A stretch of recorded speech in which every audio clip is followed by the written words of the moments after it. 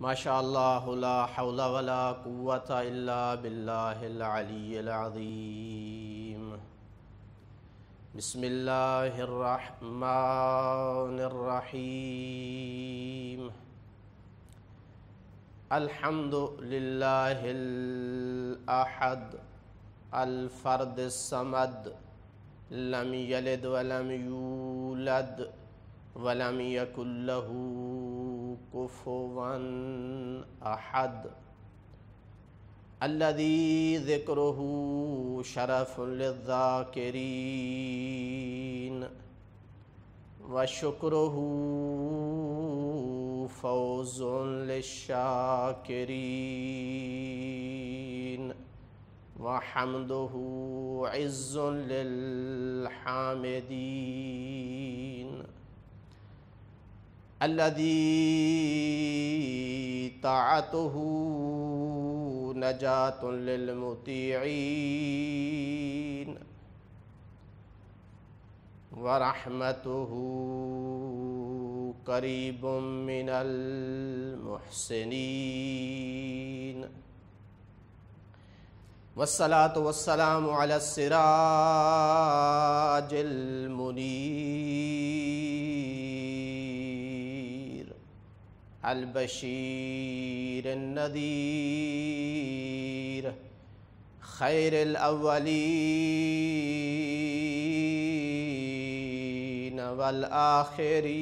والآخرين سيد الأنبياء والمرسلين الذي بعث رحمة للعالمين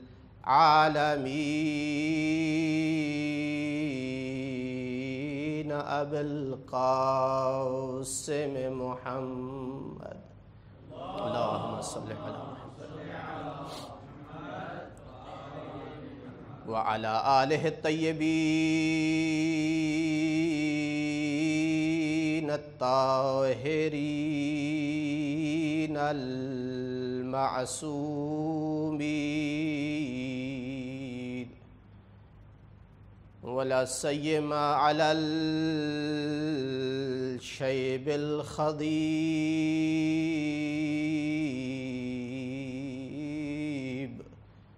والخد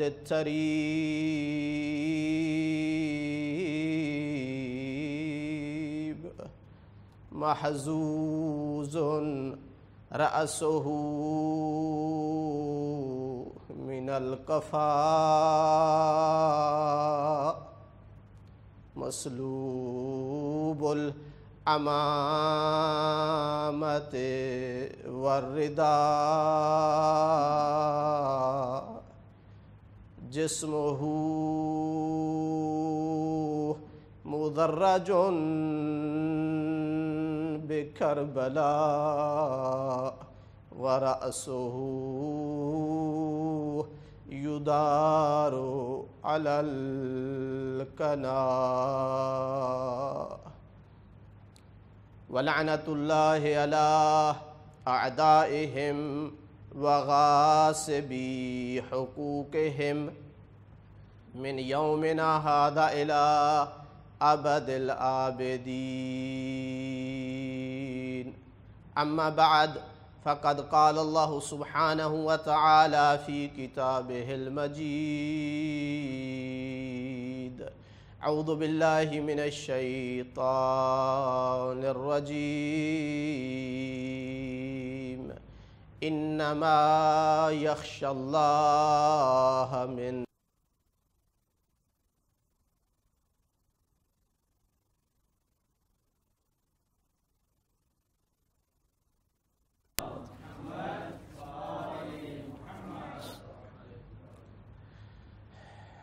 جس آیت مجیدہ کی میں نے آپ کے سامنے تلاوت کی ہے،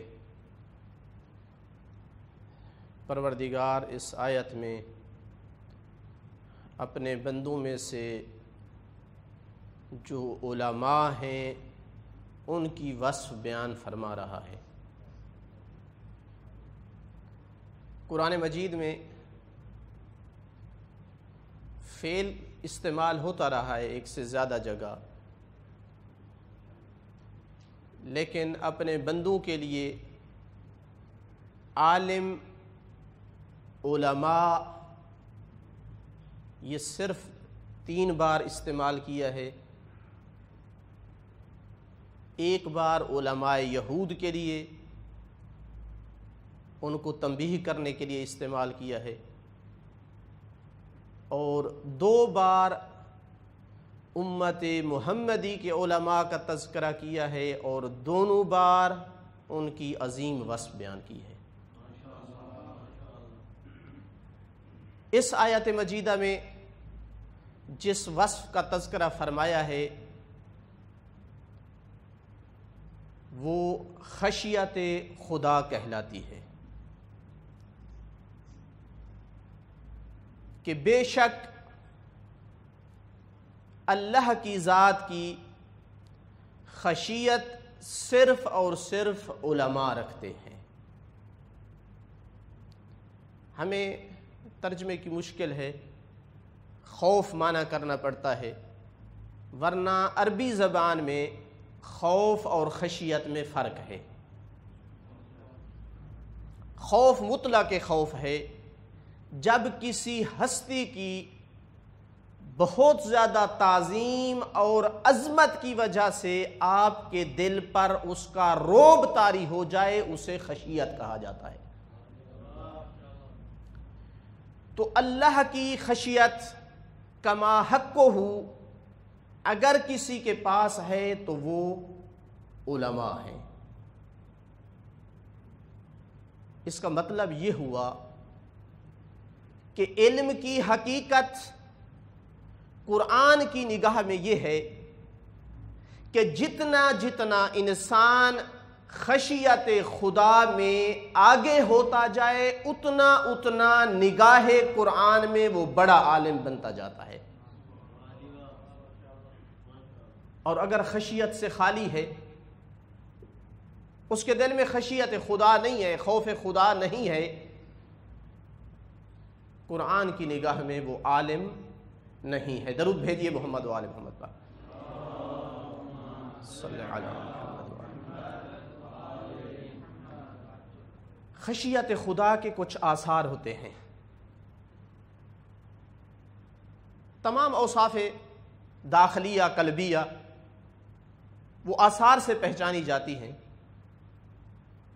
اگر آپ میں پہچاننا چاہیں کہ ہمارے اندر بھی یہ وصف ہے یا نہیں، چونکہ جب ہمیں کوئی لکھتا ہے عالم باعمل تو بڑی خوشی سی محسوس ہوتی ہے، کہیں اپنے آپ سے دھوکہ تو نہیں؟ کیسے پہچان ہوگی؟ معصوم کا ایک جملہ بیان کرتا ہوں، اس سے آسانی سے انسان پہچان لیتا ہے کہ میرے اندر کس حد تک خشیت ہے۔ فرمایا کلما کابر اللہ فی عین احد صغر غیرہ فی عینہ، جتنا جتنا کسی کی نگاہ میں اللہ کی عظمت بڑھتی چلی جاتی ہے، اتنا اتنا اس کی نگاہ میں دنیا کی قیمت کم ہوتی جاتی ہے۔ معلوم ہوا کہ جتنا انسان کی نگاہ میں غیر خدا کا خوف کم ہے، اتنا اس کی نگاہ میں عظمت خدا زیادہ ہے۔ یہی تو وجہ ہے کہ ہم جب علی ولی کی سیرت کا مطالعہ کرتے ہیں، کسی موڑ پر بعض مقامات پہ اولو العزم انبیاء کا بھی خوف کا تذکرہ ہے۔ اگر کسی ہستی کا کسی موڑ پر بھی غیر خدا سے خوف نامی کوئی چیز نظر نہ آئے، اسے علی ولی کہا جاتا ہے۔ بڑے بڑے مقامات آئے ہیں، چھوٹے موڑ نہیں، بہت بڑی بڑی پریشان کن صورتوں سے گزرے ہیں علی ولی۔ عمرو بن عبد ود کا مقابلہ دیکھ لے، دوسرے کہہ رہے تھے یہ تو 1000 بندے پہ بھی غالب آ جاتا ہے، میں نے آنکھوں سے دیکھا تھا، اس نے اونٹ کے بچے کو پکڑا اور ڈھال بنایا اور 1000 حملہ آوروں کو اس نے بھگا دیا۔ اس عمرو ابن عبد ود کے سامنے مجسم خشیت خدا علی ولی جب جاتے ہیں تو جب وہ ڈرانے کی کوشش کرتا ہے، دھمکانے کی کوشش کرتا ہے، کہتا ہے تو میرے بھائی ابو طالب کا بیٹا ہے، میں نہیں چاہتا تیرے خون میں اپنے ہاتھ رنگین کروں۔ دنیا کا جتنا پہلوان ہوتا ایک دفعہ لرز جاتا۔ عمرو ابن عبد ود کے خوف کی دھاک بیٹھی ہوئی تھی، کوشش کی علی کو بھی ڈرائے، لیکن جب کہا نا کہ میں نہیں چاہتا میں تیرے خون سے اپنے ہاتھ رنگین کروں، تو میرا بھتیجا ہے، اس کا یہ جملہ ختم ہوا تو علی ولی نے بغیر دیر کیے فرمایا میں چاہتا ہوں تجھے جہنم رسید کروں۔ خشیت خدا، جتنی جتنی اللہ کی خشیت انسان میں اترتی جاتی ہے، غیر خدا کا خوف دل سے نکلتا جاتا ہے۔ عمرو ابن عبد ود کے سامنے جانے کی جرات بھی نہیں کی تھی غیر علی نے۔ ایک اور جگہ ہے جہاں نبرد آزمائی کی ہے، اپنے حوصلے، اپنی بہادری، اپنی شجاعت کے جوہر دکھانے کی کوشش کی گئی ہے، لیکن سامنے والے کو صرف اتنا کہنا پڑتا تھا، جانتے ہو میں مرحب ہوں۔ بس نئی تاریخ میں کہ کوئی ایک دفعہ بھی اسے تلوار چلانے کی زحمت کرنا پڑی ہو۔ درود بھیجئے محمد و آل محمد پر۔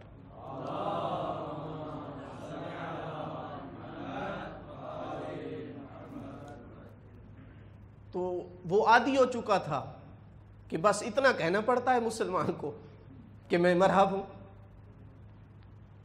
میری ماں نے میرا نام مرحب رکھا۔ اب جب کرار غیر فرار کو اللہ کے رسول نے روانہ کیا تو وہ اپنے حسب عادت اس نے وہی جملہ دہرایا، رجز پڑھے کہ میری ماں نے میرا نام حیدر رکھا تھا، تو بلسان حال علی ولی نے اس سے خطاب کرتے ہوئے کہا تیرا یہ دو غیروں پہ چلتا تھا، جان انا الذی سمتنی ام حیدرہ، میں بھی اس ہستی کا نام ہوں جس کی ماں نے اس کا نام حیدر رکھا تھا۔ حیدر، درود بھیجئے۔ اللہم صلی علی محمد و آل محمد۔ کہیں پہ اگر کوئی ڈراتا ہے تو فرماتے ہیں مجھے موت سے ڈراتے ہو؟ اللہ کی قسم ان علی ابن ابی طالب لأنس بالموت من الرضیع بصدی امہ، راہ خدا میں علی کو موت سے اس سے بھی زیادہ محبت ہے جتنی شیر خار کو ماں کے سینے سے ہوتی ہے۔ جتنا جتنا اللہ کی خشیت انسان کے دل میں اترتی جاتی ہے اتنا اتنا غیر خدا کا خوف نکلتا جاتا ہے۔ دوسری علامت کیا ہے خشیت کی؟ اسی آیت کی تفسیر کے ذیل میں موجود ہے یہ روایت جو سنانے جا رہا ہوں۔ چھٹے امام فرماتے ہیں انما یخشی اللہ من عبادہ العلماء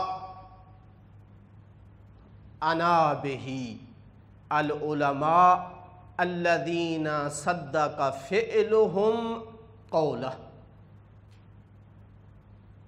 اس آیت میں اللہ تعالیٰ نے علماء سے مراد وہ ہستیاں لی ہیں کہ جن کا فعل ان کے قول کی تصدیق کرتا ہے، جن کا باطن ان کے ظاہر کی تصدیق کرتا ہے، جو خلوت میں بھی ویسے ہوتے ہیں جیسے جلوت میں ہوتے ہیں۔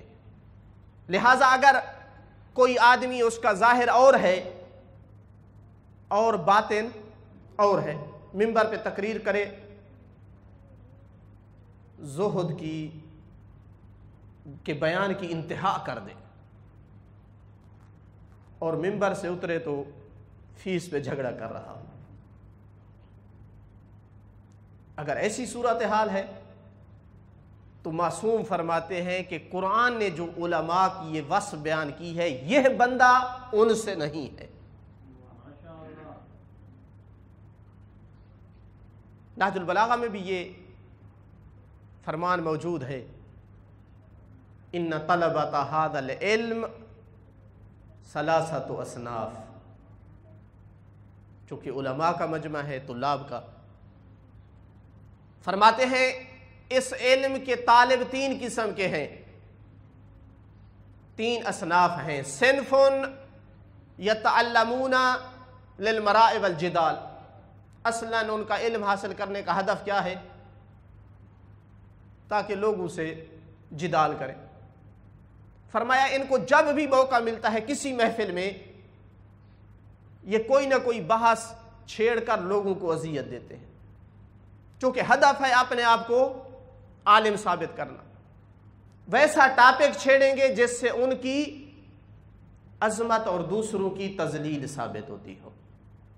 بد دعا دی علی ولی نے ایسے طلبہ کو، ایسی عادت رکھنے والا اس کو امیر المومنین کی بد دعا ہے، مسلوب و توفیق ہے۔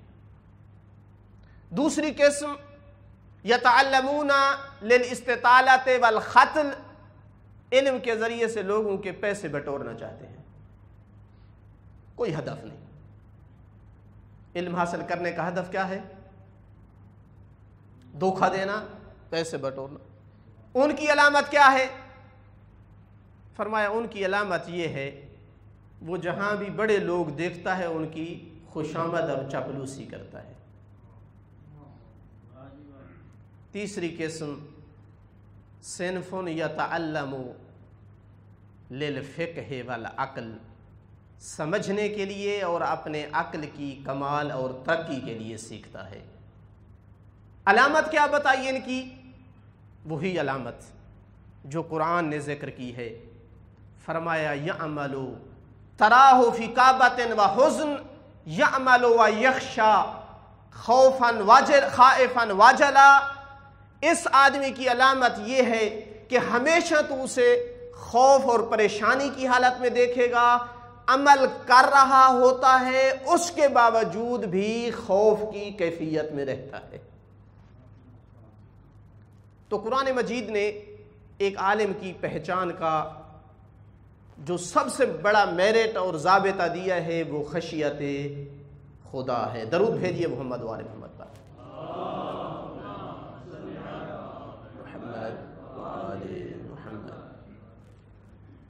روایات سے چند ایک اوصاف اور بھی نظر آتی ہیں، مثلا ان میں سے بعض روایات میں ذکر ہے عارف بزمانہ، ائمہ کو ایسا عالم چاہیے جو زمانے کے حالات سے آگاہ ہو۔ ایک بے بصیرت، زمانے کے حالات سے کورا ایک عام مومن بھی نہیں چاہیے انہیں۔ ائمہ کو ایک مومن بھی مالک اشتر جیسا بابصیرت مومن چاہیے، عالم ہو، زمانے کے حالات سے بے خبر ہو، اس کو تو ہر کوئی استعمال کر لے گا، جو چاہے گا، اسے پتہ ہی نہیں ہوگا میں استعمال ہو رہا ہوں۔ ممکن ہے وہ خدمت دین سمجھ کر کرتا رہے اور ساری زندگی استعمال ہوتا رہے۔ تیسری وصف غیر مؤدب نہیں ہوگا، قسی القلب، جفاکار نہیں ہوگا۔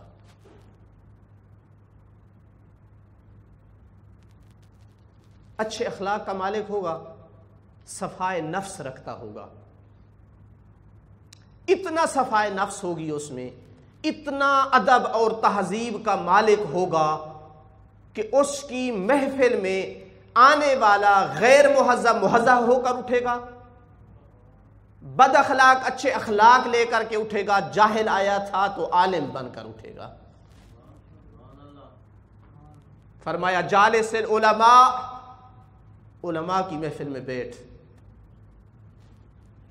کس لیے؟ یزدد علمک یحسن ادبک تزکو نفسک، عالم کی محفل میں بیٹھنے کا یہ فائدہ ہوگا کہ علم لے کر کے اٹھے گا، ادب تیرے پاس نہیں تھا تو مؤدب بن کر اٹھے گا، خبیث نفس تھا تو طہارت نفس لے کر کے اٹھے گا۔ ممکن ہے کوئی کہے کہ دعویٰ تو یہ تھا کہ عالم کا نفس پاک ہے اور عالم با ادب ہے، اور حدیث تو کہہ رہی ہے جو محفل میں جا رہا ہے وہ اچھا ادب لے کر کے آ رہا ہے، تو اس حدیث سے کیسے دلالت ہو کہ عالم کا ادب اتنا اچھا ہے؟ طلبہ کا مجمع ہے، فاقد الشیء لا یؤتی، جس کے اپنے اخلاق اچھے نہ ہوں وہ دوسرے کو کیا دے گا؟ درود بھیجیے محمد و آل محمد پر، صلی علی محمد و آل محمد۔ ایک حدیث میں عالم کی اوصاف میں یہ آیا ہے کہ عالم شہرت پسند نہیں ہوتا، کرسی کا اس کو طمع نہیں ہوتی، ریاست نہیں چاہتا، اس کو خواہش نہیں ہوتی میں جب چلوں تو میرے دائیں اتنے لوگ ہوں، بائیں اتنے ہوں، پیچھے اتنے چل رہے ہوں، کوئی 8 10 15 بندے چلنے کی آواز آ رہی ہو، اشتہار میں میرا نام سب سے اوپر ہو اور بڑے بڑے القاب ہوں، جہاں بھی جاؤں کوئی نہ کوئی مجھے عہدہ اور منصب ملے، ویسے نہیں جاؤں گا۔ یہ چھٹے امام کی حدیث ہے، فرمایا ان الناس علی 4 اصناف، پہلی 3 قسمیں ناکام ہیں، ہلاک ہیں، آخری قسم کامیاب لوگوں میں سے ہے۔ پہلی قسم جاہل متردد، ایک قسم ہے لوگوں کی جاہل ہے، کوئی یقین نہیں اس کو کسی بات کا، ہمیشہ شک میں رہتا ہے، اسی طرح دنیا سے چلا جاتا ہے۔ دوسرا عابد متکون، باب تفاعل ہے، وہ عابد جو تقوی ظاہر کرنے کی کوشش کرتا ہے۔ کلما ازداد عبادتا ازداد کبرا، جتنا عبادت میں زیادہ ہوتا جا رہا ہے تکبر اور غرور میں بڑھتا جا رہا ہے۔ تیسرا عالم یرید ان یوطأ عقبہ ویحب محمدۃ الناس، تیسری قسم اس عالم کی ہے جو پسند کرتا ہے کہ جب چلوں تو کئی لوگ میرے پیچھے چلنے والے ہوں اور ہر وقت لوگ میری مدح اور ثنائی تعریف میں مصروف رہیں۔ تینوں قسم ہلاک ہیں۔ فرمایا چوتھی قسم عارف علی طریق الحق یحب القیام، وہ آدمی ہے جو معرفت رکھنے والا ہے، حق کے راستے پر ہے، اپنے واجبات کی ادائیگی کی اس کو ہر وقت ٹینشن رہتی ہے۔ فرمایا ھذا امثل اہل زمانہ وارجحہم عقلا، یہ تمام لوگوں میں سے سب سے زیادہ عقل کا مالک ہے اور سب کے لیے ایک نمونہ کی حیثیت رکھتا ہے۔ درود بھیجیے محمد و آل محمد پر، صلی علی محمد و آل محمد۔ ریاست کی محبت، کبھی کبھی وسائل و شیعہ کا باب الجہاد، جہاد بالنفس پڑھ لینا چاہیے، پورا باب ہے ریاست کی محبت کی مذمت پر۔ ملعون من ترأسا، ملعون من ہم فی الرئاسہ، ملعون من فکر فیہا، لعنت ہے اس پر جس نے کوشش کی ریاست حاصل کی۔ یہاں ریاست سے مراد ضروری نہیں وزیر اعظم ہو، ریاست سے مراد اگوانی، بڑا بننا، کوئی نہ کوئی عہدہ منصب سنبھالنے کی کوشش کرنا۔ طبعا میں ان کی بات نہیں کر رہا جو شرعی مسئولیت سمجھ کر لیتے ہیں یا جنہیں کوئی چیز تھمائی جاتی ہے، یہ روایات اس کے بارے میں ہے جو پسند کرتا ہے کہ مجھے ملے، میں بڑا ہوں۔ فرمایا جس نے لی وہ بھی ملعون ہے، جس نے اس کے بارے میں ہم و غم کیا وہ بھی ملعون ہے، جس نے سوچا وہ بھی ملعون ہے۔ اذا خافقت نعال خلف رجل قد ہلک و اہلک، جس کے پیچھے جوتیوں کے چلنے کی آواز آئی وہ ہلاک ہو گیا اور لوگوں کو بھی ہلاک کیا۔ درود بھیجیے محمد وآل محمد پر، صلی علی محمد وآل محمد۔ جس لبادے میں بھی ہو وہ آدمی، لوگ ممکن ہے اس کو پتہ نہیں کیا کیا سمجھیں، کیا کیا القاب دیں، لیکن ایک صحیح و سند حدیث سے معلوم ہوتا ہے کہ ائمہ کی نگاہ میں یہ انسان شریر ترین لوگوں میں سے ہے۔ محمد بن مسلم سے فرمایا چھٹے امام نے، اترا لا عارف خیارکم من شرارکم، سند کے حوالے سے معتبر حدیث بیان کر رہا ہوں،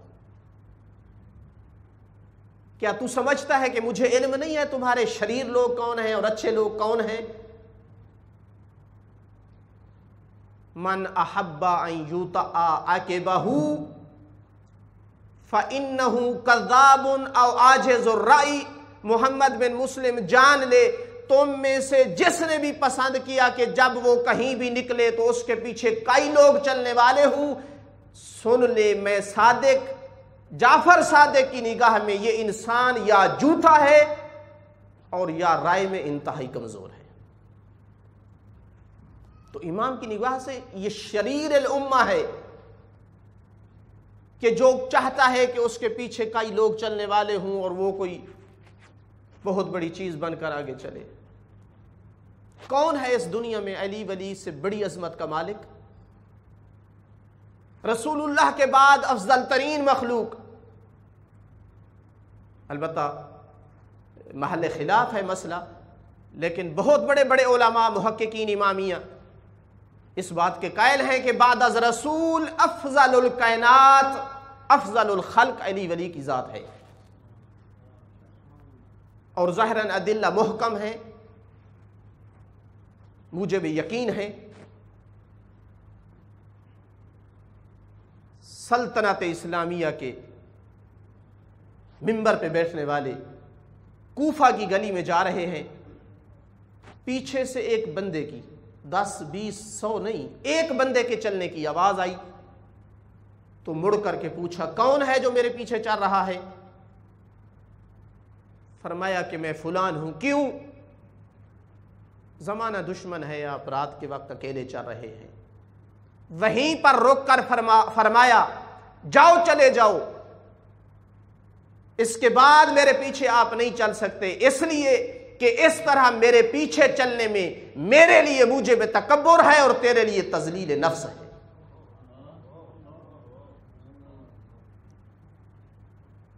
تو کوئی جس لبادے میں ہو، ائمہ نے جو ضابطہ بتایا ہے وہ یہ ہے کہ عالم ریاست کی محبت نہیں رکھتا ہے، اس کی یہ خواہش نہیں ہوتی۔ آخری علامت آپ کی زحمت تمام، علماء کی علامتوں میں سے ہے الحلم والصمت۔ بہت ساری روایات میں ہے عالم حلیم ہوتا ہے، جہاں نہیں بولنا ہوتا نہیں بولتا ہے۔ حلیم عجول کے مقابلے میں ہے، بردبار، برداشت رکھنے والا، ہر کسی سے نہ الجھنے والا، معاف کر دینے والا، سوچ کر قدم اٹھانے والا۔ یہ بڑی عجیب صفت ہے حلیم، بہت کچھ اس کے اندر سمویا ہوا ہے۔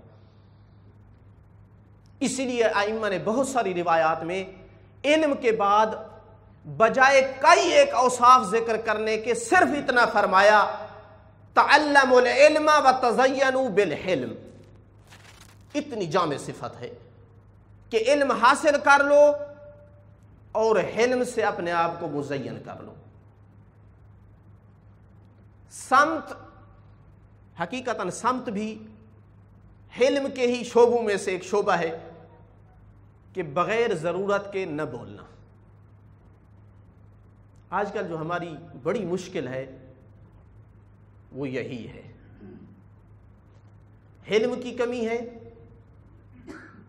اور سمت نہیں ہے۔ جبکہ علی ولی نے طالب علموں کو نصیحت کرتے ہوئے فرمایا کبھی بھی ایسے عالم کے پاس نہ جانا جس میں یہ دو صفتیں نہ ہوں. یا طالب العلم ان للعالم ثلاث علامات، عالم کی 3 علامتیں ہیں اور تو طالب علم ہے.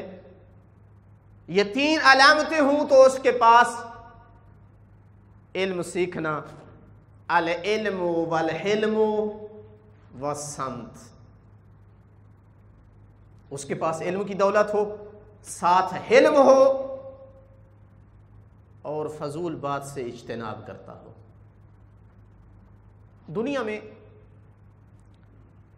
بہت ساری چیزیں بعض چیزوں کے ساتھ خوبصورت لگتی ہیں، ایسا ہے یا نہیں؟ حتیٰ لوگ تو یعنی کپڑے وغیرہ بھی اپنے کلر سے میچ کر کے لیتے ہیں کہ یہ کلر اس رنگ کے ساتھ خوبصورت لگتا ہے. بعض لوگ کہتے ہیں پیسہ ہو اور مثلاً گاڑی ہو، خوبصورت سی گاڑی خوبصورت لگتی ہے. کوئی کہتا ہے بہت بڑے منصب پہ ہو بندہ اور بڑے لوگوں سے بیٹھ، اس کی اٹھ بیٹھ ہو، ایسا ہے یا نہیں؟ رسول اللہ سے پوچھیں کہ سب سے زیادہ چیز کوئی دوسری چیز کے ساتھ خوبصورت لگتی ہے وہ کیا ہے؟ اگر وہ ہے تو وہ آپ لوگوں کے پاس ہے. فرماتے ہیں افضل شیء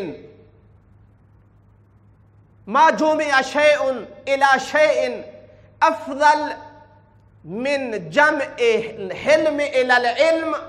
دنیا میں کوئی چیز دوسری چیز کے ساتھ جمع نہیں ہوئی جو افضل ہو اس سے کہ جب حلم علم کے ساتھ جڑ جاتا ہے. اس بھری کائنات میں رسول اللہ کی نگاہ میں اگر سب سے خوبصورت اور افضل ترین چیز کوئی چیز کسی چیز کے ساتھ جمع ہوئی ہے تو وہ حلم علم کے ساتھ جمع ہوا ہے. درود بھیجیے محمد وآل محمد پر. صلی علی محمد وآل محمد. اور جہاں تک سمت کا تعلق ہے فرمایا کن سموتن، فعول کا مبالغہ وزن ہے. کن سموتن، بہت زیادہ خاموشی اختیار کرنے والا بن جا. کس لیے؟ فرمایا انہو زینت العالم و ستر الجاہل. تو عالم ہے تو سموت بن جا، تو جاہل ہے تو سموت بن جا. اس لیے کہ اگر عالم ہے تو سمت تیری زینت ہے اور اگر تو جاہل ہے تو سمت تیرا پردہ ہے. صرف عالم کی زینت نہیں ہے، صرف عالم کی علامت نہیں، سمت عقل مند کی علامت ہے. کلما تم العقل ناقص الکلام. جتنا عقل تام ہوتا گیا اتنا کلام کم ہوتی جائے گی. اس کا مطلب ہے کہ جتنا آپ عکس نقیص جانتے ہیں، عکس مستوی بھی جانتے ہیں، جتنا زیادہ بولنے کی عادت ہو جان لو اتنا بڑا بے وقوف ہے. یہ عکس نکلتا ہے یا نہیں منطق کی روح کے مطابق؟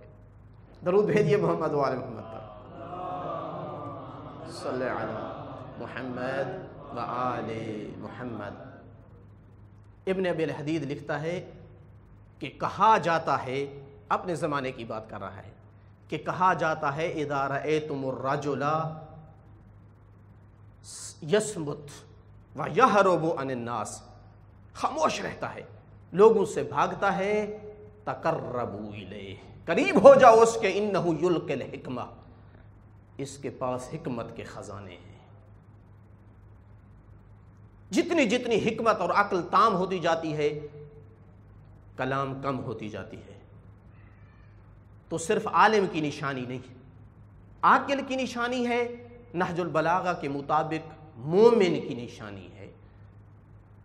فرماتے ہیں ان لسان المؤمن وراء قلبہ، مومن وہ ہوتا ہے جس کی زبان اس کے دل کے پیچھے ہوتی ہے، اور منافق وہ ہوتا ہے جس کا دل اس کی زبان کے پیچھے ہوتا ہے۔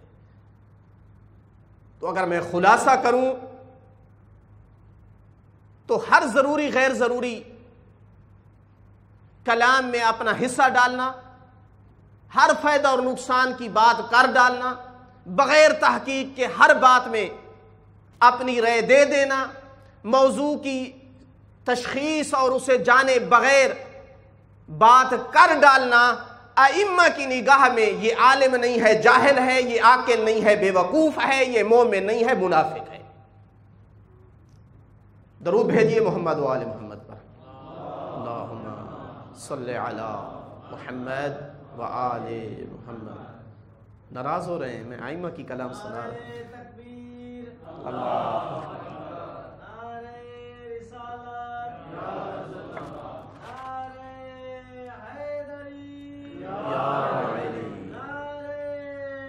حیدری، اللہم صلی علی محمد و آل محمد۔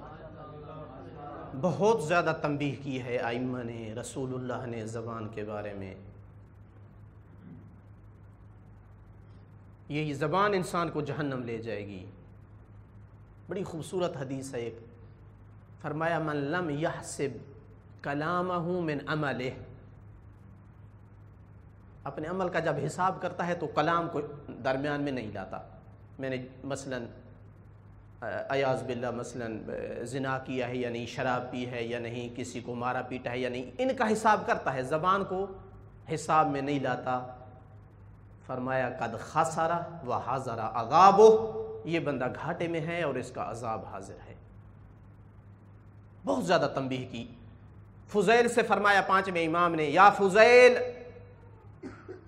بلغ من لقیت من شیعتنا السلام، جب بھی کسی شیعہ سے ملاقات ہو تو سب سے پہلے میں پانچویں امام کے پہلے سلام دینا۔ یہ ادب ہے ائمہ کا۔ سلام دینے کے بعد اسے کہہ دینا انی لا اغنی عنکم شیئا، میں پانچواں امام تمہارے لیے کچھ بھی نہیں کر سکوں گا، الا بورع وان تکفوا السنتکم، مگر ورع کے ذریعے اور اپنی زبانوں کو قابو کرنے کے ذریعے۔ جناب ابو ذر بھی کہا کرتے تھے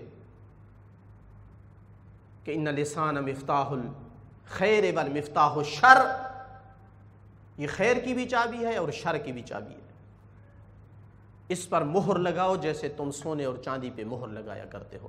درود بھیجیے محمد و آل محمد پر۔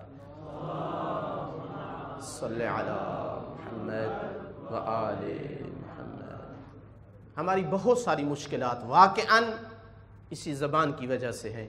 اگر ہم سب محتاط ہو جائیں بات کرنے میں، بہت سارے مسائل حل ہو جائیں۔ ایک برادر ایک دن کہہ رہے تھے کہ فلاں عالم دین کیوں نہیں روزانہ کی بنیاد پر مثلاً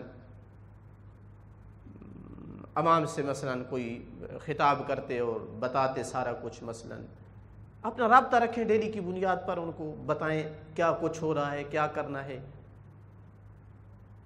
اس موضوع کی تیاری سے پہلے کی بات ہے، تو اتفاقاً میرے ذہن میں اس وقت یہ جواب آیا کہ اگر اس پہ انسان بنا کر لے کہ میں نے روزانہ کوئی نہ کوئی بات عوام سے کرنی ہے، تو کبھی سچ ہوگا، کبھی جھوٹ ہوگا، کبھی حکمت بھری بات ہوگی، کبھی بے وقوفی ہوگی، کبھی سچ ہوگا، کبھی اتہام ہوگا۔ جب کلام کرنی ہے ہر صورت میں اور ہر ٹاپک پہ، تو پھر کچھ صحیح اور کچھ غلط ہوتی ہے۔ تو لہذا ایک عالم، ائمہ کی نگاہ میں عالم وہ ہے جو خشیت خدا کے ساتھ، جس کی زبان اس کے کنٹرول میں ہے۔ اور ایک جملے میں علی ولی نے ان دونوں چیزوں کو جمع کیا ہے، فرمایا ان للہ عبادا، اس روئے زمین پہ اللہ کے کچھ بندے ایسے ہیں قد کسرت قلوبہم خشیت اللہ، اللہ کی خشیت نے ان کے دلوں کو توڑ ڈالا ہے۔ استنکفوا عن المنطق، کلام سے نفرت کرتے ہیں، ضرورت کے بغیر بولنے سے اجتناب کرتے ہیں۔ تو معلوم ہوا کہ اصل علامت وہی ایک عالم کی خشیت ہے کہ جس کے آثار میں سے یہ ہے کہ اس کی زبان ضرورت کے بغیر نہیں چلتی ہے۔ درود بھیجیے محمد و آل محمد، صلی علی محمد و آل محمد۔ عالم خشیت خدا رکھتا ہے، اور اس کی وجہ کیا عرض کی ہے؟ چونکہ اس کی نگاہ میں اللہ کی اتنی عظمت، اتنا مقام اللہ کا اس کی نگاہ میں بڑھتا چلا جاتا ہے کہ پھر غیر خدا اس کی نگاہ میں کچھ نہیں رہتا۔ اس کا اگر عملی نمونہ دیکھنا ہے، مجسم خشیت خدا اس سرزمین پر دیکھنی ہے، تو میدان کربلا کی طرف دیکھنا ہوگا۔ تنہا ایک ایک جوان 30,000 لشکر کو کچھ بھی نہیں سمجھتا۔ جون کا واقعہ دیکھ لیں، 30,000 کے سامنے جا رہا ہے، ڈر رہے ہیں، جی توکل کی کس منزل پہ ہیں؟ اللہ ان کی نگاہ میں کس حد تک ان کے دلوں میں اتر چکا ہے، غیر خدا کا خوف کس حد تک ختم ہو چکا ہے۔ جب وہ بھاگتے ہیں تو جناب جون کہتے ہیں ڈرو نہیں، اپنی تلوار پھینک دیتے ہیں، پھر بھی وہ سامنے آنے سے ڈرتے ہیں، اپنی زرہ پھینک دیتے ہیں۔ کتنا بڑا عملی نمونہ ہے خشیت خدا کا۔ جب کربلا کی طرف سفر جاری تھا تو راستے میں مظلوم کربلا کو تھوڑی دیر کے لیے اونگھ آئی ہے، اور آنکھ کھول کے فرمایا ہے انا للہ و انا الیہ راجعون۔ جناب علی اکبر نے اپنے بابا کا کلمہ استرجاع سن لیا ہے۔ فرماتے ہیں بابا جان یہ کلمہ استرجاع ہے، خیر ہے۔ اب یہاں امام یہ کر سکتے تھے کہ علی اکبر پر حقیقت ظاہر نہ کریں، لیکن امام علیہ السلام علی اکبر کو اپنا شریک سفر بنانا چاہتے ہیں۔ اب کے بعد علی اکبر کا بھی قدم بڑھے تو اسی طرح بڑھے جیسے ان کے بابا کا یقین شہادت سے بڑھ رہا ہے۔ علامہ علی نقن نے بڑا پیارا یہاں جملہ لکھا ہے کہ اگر جناب ابراہیم اپنا خواب اسماعیل کو نہ بتاتے تو اس میں صرف جناب ابراہیم کا امتحان تھا۔ جب جناب اسماعیل نے پوچھا ہے تو پھر بتا ڈالا ہے اسماعیل میں تجھے ذبح کر رہا ہوں۔ اس کے بعد اسماعیل کا بھی اتنا ہی امتحان ہے جتنا جناب ابراہیم کا ہے۔ تو امام علیہ السلام نے بھی علی اکبر کو بتا دیا، علی اکبر ابھی میں نے ایک نیند میں شاہ سوار کو دیکھا ہے جو کہہ رہا تھا یہ قافلہ ادھر جا رہا ہے جدھر سے موت اس قافلے کی طرف آ رہے۔ تو اب کے بعد علی اکبر کے ذہن پہ بھی یہ بات آ گئی کہ ہم موت کی طرف جا رہے ہیں۔ صرف ایک سوال کیا ہے علی کے علی پوتے نے، اور وہی سوال جو علی ولی نے کیا تھا جب اللہ کے رسول نے بتایا تھا نا کہ علی میرے بعد تیرے ساتھ یہ ہونا ہے، یہ ہونا ہے، میری بیٹی کے ساتھ یہ ہونا ہے۔ تو صرف ایک سوال کیا تھا علی ولی نے رسول اللہ اتنا بتائیے میرا دین بچ جائے گا؟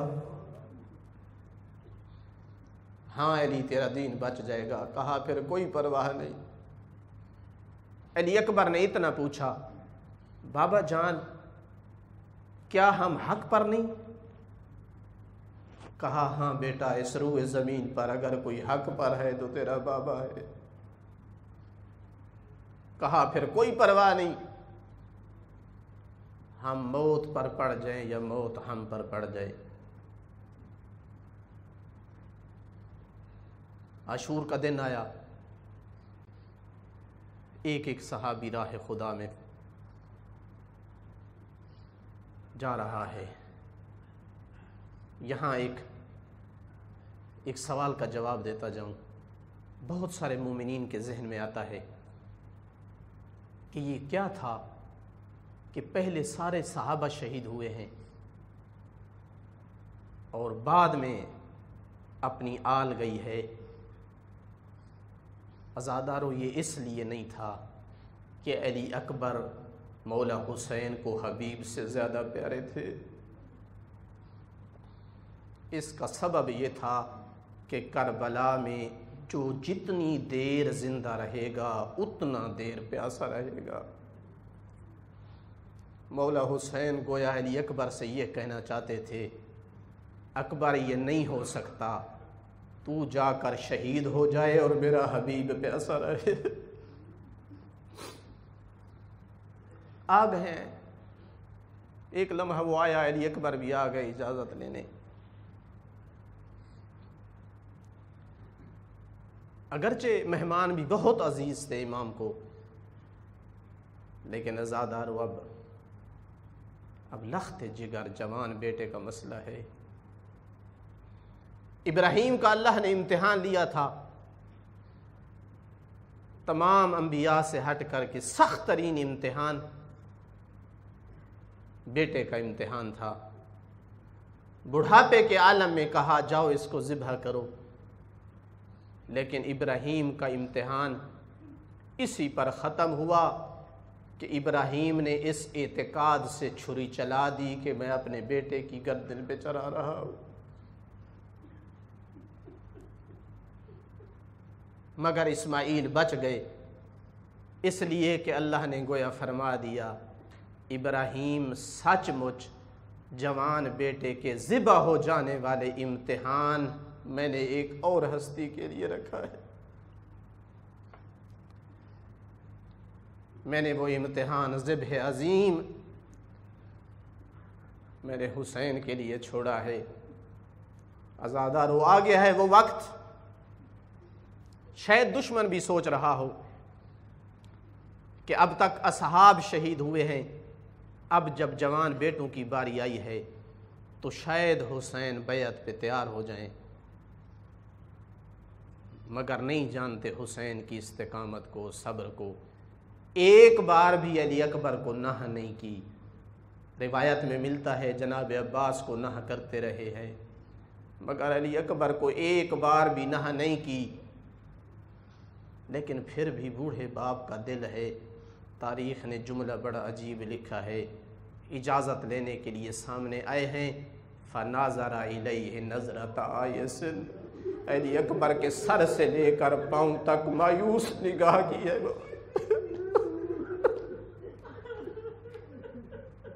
اجرکم اللہ، مایوس نگاہ کی ہے مولا نے اپنے بیٹے کی طرف، اجازت دے دی ہے۔ آئے ہیں خیام کی طرف الوداع کرنے، پر حالت بڑی عجیب ہے، گویا الوداع نہیں کر رہے، علی اکبر کا جنازہ اٹھ رہا ہے۔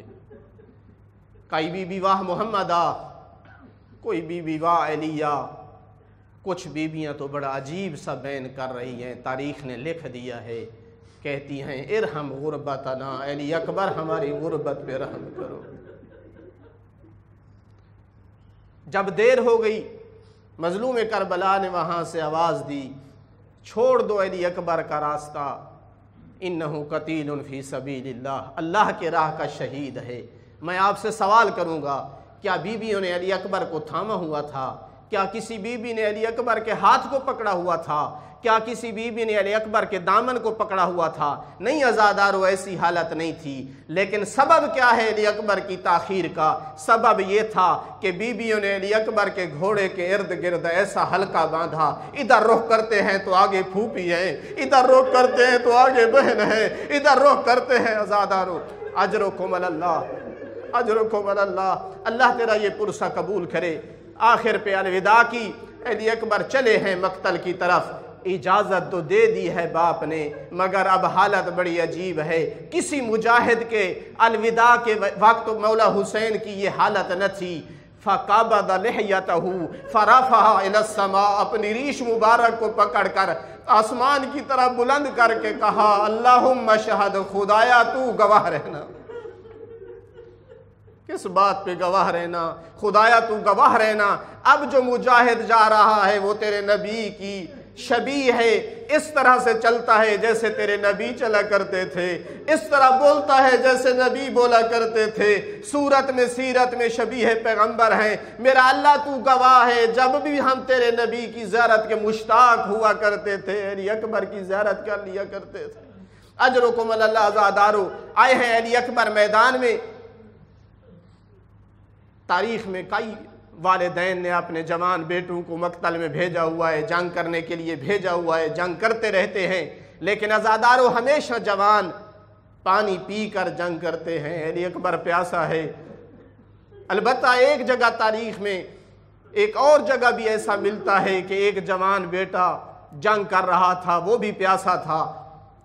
صفین کی جنگ ہے، محمد بن حنفیہ جنگ کر رہے ہیں، تھوڑی دیر بعد واپس آئے ہیں بابا کی خدمت میں۔ کربلا سے بہت مشابہت ہے اس واقعہ کی۔ یا ابتا ان ثقل الحدید قد اجہدنی وان العطش قد قاتلنی، بابا جان لوہے کے بھار نے مجھے تھکا دیا ہے، پیاس نے مجھے قتل کر دیا ہے۔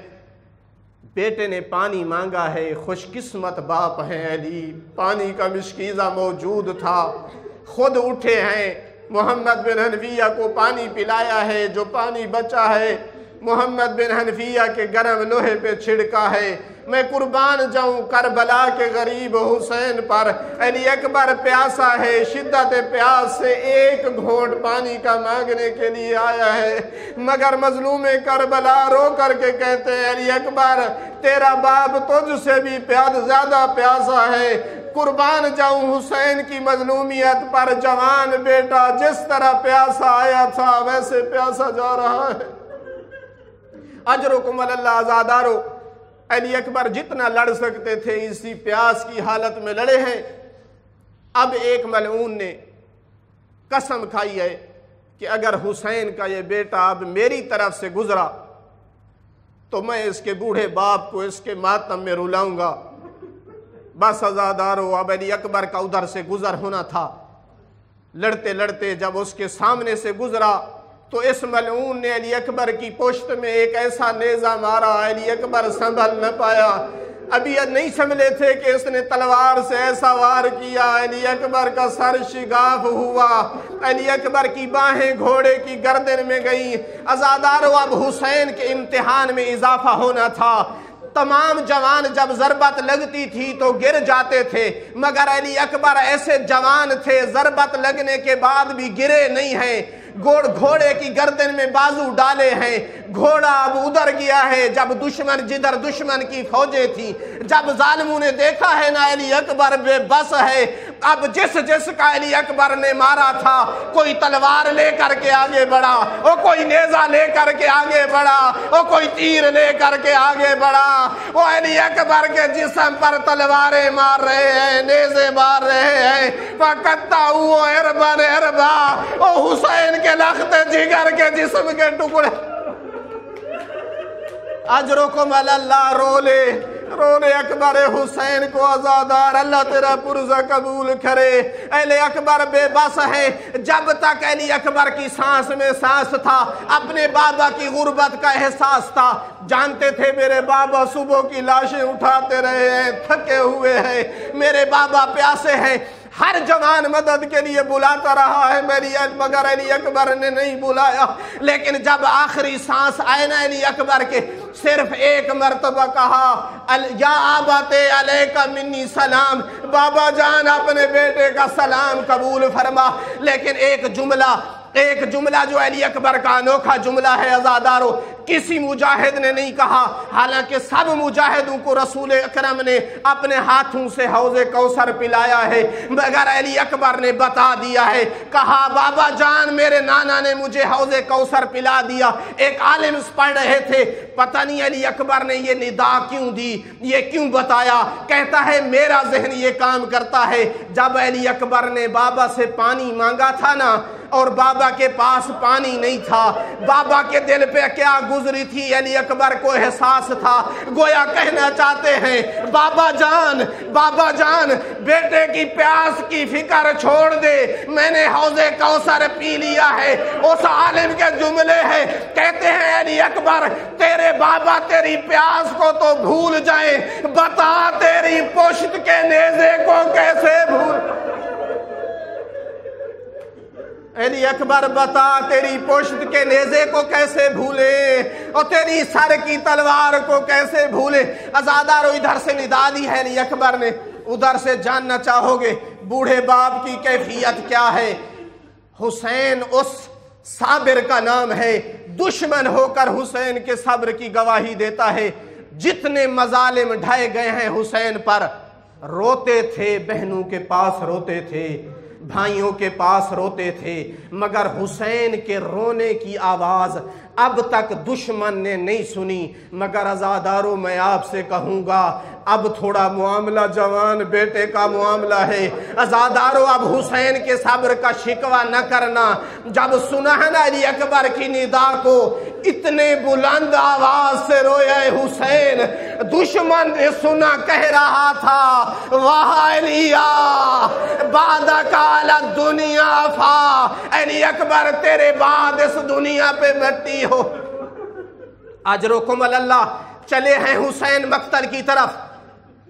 کئی ایک مجاہدین پر حسین گئے ہیں، اصحاب پر گئے ہیں، اپنی آل پر گئے ہیں، بعض اپنے شہداء پر اتنی تیزی سے گئے ہیں، بالخصوص اپنے یتیم قاسم کی لاش پر مقتل والوں نے لکھا ہے اتنا تیزی سے گئے ہیں جتنا باز شکار کے پیچھے جاتا ہے. یہاں تو جوان بیٹا تھا، قاسم سے بھی زیادہ تیزی سے جانا چاہیے تھا، مگر اللہ جانے علی اکبر کی موت نے حسین پہ کیا اثر کیا. یذہب یمینا و شمالا، اور حسین جانا تو چاہتے ہیں مگر کیا کرے، کبھی دائیں چلے جاتے ہیں تو کبھی بائیں چلے جاتے ہیں. کس سے پوچھے میرا بیٹا کہاں ہے، کس سے پوچھے میرا لخت جگر کہاں ہے. اور مجبور حسین ندا بلند کرتے ہیں علی اکبر تو بتا تو کہاں ہے. اجرکم اللہ. علی اکبر بابا کو بتا تو کہاں ہے، تیرا بابا تجھے تلاش کر رہا ہے. پہنچے ہیں بیٹے کی لاش پر. عزادارو کئی بوڑھے باپ اپنے بیٹوں کی لاشوں پہ جاتے رہتے ہیں. عراق میں بڑے بڑے واقعات ہیں، کئی بوڑھے باپ اپنے شہید بیٹوں کی لاشوں پر گئے ہیں، مگر دنیا کا دستور ہے، بزرگ تشریف فرما ہے، جوان بیٹوں والے بھی موجود ہیں. دنیا کا دستور ہے جوان بیٹے کی لاش ہو تو وہاں دشمن بھی جمع ہو جاتے ہیں. بہت بڑا قضیہ ہے، جوان بیٹا ہے، بوڑھا باپ ہے. کوئی کہتا ہے پریشان نہ ہو میں تیرے بیٹے کی جگہ پر ہوں، کوئی کہتا ہے اللہ تجھے صبر دے، کوئی کہتا ہے اللہ تجھے اجر دے. عزادارو حسین اتنا غریب تھا، جوان بیٹے کی لاش ہے، کوئی تسلی دینے والا نہیں ہے، کوئی صبر دینے والا نہیں ہے. اللہ جانے آسمان ٹوٹ کر زمین پر کیوں نہ گرا، اللہ جانے زمین دھنس کیوں نہیں گئی. دیکھیے حسین کی غربت کو کوئی جب تسلی دینے والا نہیں تھا، فوازا خدہ ولا خدے، وہ اپنے جوان بیٹے کی رخسار پہ رخسار رکھا. کہا علی اکبر قاتل اللہ قومن قاتلوک، علی اکبر اللہ انہیں قتل کرے جنہوں نے تجھے قتل کیا. اجرکم اللہ. کافی ہوگی مجلس، اللہ تمہارا یہ پرسہ قبول فرمایا. عزادارو رو لو حسین کے اس پیارے بیٹے کو، بڑا عزیز تھا حسین کو علی اکبر۔ اب پھر کہوں گا دنیا کا دستور ہے، شریعت اسلام بھی یہی کہتی ہے کہ جب جوان بیٹے کا لاشا ہو تو سارے عزیز اسے کندھا دیں، مگر بوڑھا باپ اسے کندھا نہ دے، شاید اس کا صبر جواب نہ دے دے، مگر بانی اسلام کا بیٹا جائے تو کہاں جائے؟ علی اکبر کے لاشے کو کون اٹھائے؟ عزادارو حسین کی غربت ہے۔ فوازع صدرہ علی صدرہ، حسین نے اپنے بیٹے کے سینے کو اپنے سینے سے لگایا۔ دیکھیے حسین کی مظلومیت کو، خیام سے بچوں کو اشارہ دیا، آؤ اپنے بھائی کی لاش اٹھواؤ۔ عزادارو بچے آئے، علی اکبر کے پاؤں کی طرف سے اٹھایا، علی اکبر کو خیام کے پاس رکھا، علی اکبر کو لاش رکھ کر علی اکبر کے پاس بیٹھ جاتے ہیں۔ میں یہاں سوال کروں گا، جب بھی کوئی دنیا سے جایا کرتا ہے تو اس کے دل میں جو حسرت ہوتی ہے وہ آخر پہ وصیت کی شکل میں بیان کرتا ہے، مگر علی اکبر اس میدان میں جان دے رہے ہیں جس میدان میں ہر جانے والے کو یقین ہے میرے پیچھے رہنے والے نے بھی میرے ساتھ آنا ہے۔ مسلم ابن اوسجہ جانتے تھے کہ میرے بعد حبیب نے شہید ہونا ہے، مگر پھر بھی دل کی ایک حسرت تھی جو کہہ ڈالی جناب مسلم بن اوسجہ نے، کہا حبیب جب تک زندہ ہو حسین کا ساتھ نہ چھوڑنا۔ میں آپ سے پوچھوں گا، یہ تو مسلم بن اوسجہ کے دل کی حسرت تھی جو اس نے وصیت کی شکل میں کہی ہے، جناب علی اکبر کے دل میں بھی کوئی حسرت تھی؟ کیا علی اکبر نے بھی کوئی وصیت کی ہے؟ مسلم بن اوسجہ نے اپنی معرفت کی مطابق کی تھی، مگر علی اکبر ایک غیور خاندان کے غیور جوان ہیں، اپنے دل کی حسرت کا اظہار کرتے ہوئے اپنے بابا سے کہتے ہیں، یہ علی اکبر کی زندگی کا آخری جملہ تھا۔ اس کے بعد علی اکبر نہیں بولے، اشارہ کیا اپنی پھوپھیوں کی خیام کی طرف، فرمایا اوصی کا بہؤلاء النسوہ، بابا جان تجھے پھوپھیوں کی پارت دیتا ہوں۔ میرا دل کہتا ہے بابا نے کہا ہوگا علی اکبر یہ پارت بھاری ہے، میں معافی چاہتا ہوں، علی اکبر میں نے تیرے بعد شہید ہونا ہے، علی اکبر اگر پارتیں دینی ہے تو زین العابدین سے دو، زین العابدین جانے، تیری پھوپھیاں جانے، تیری بہنیں۔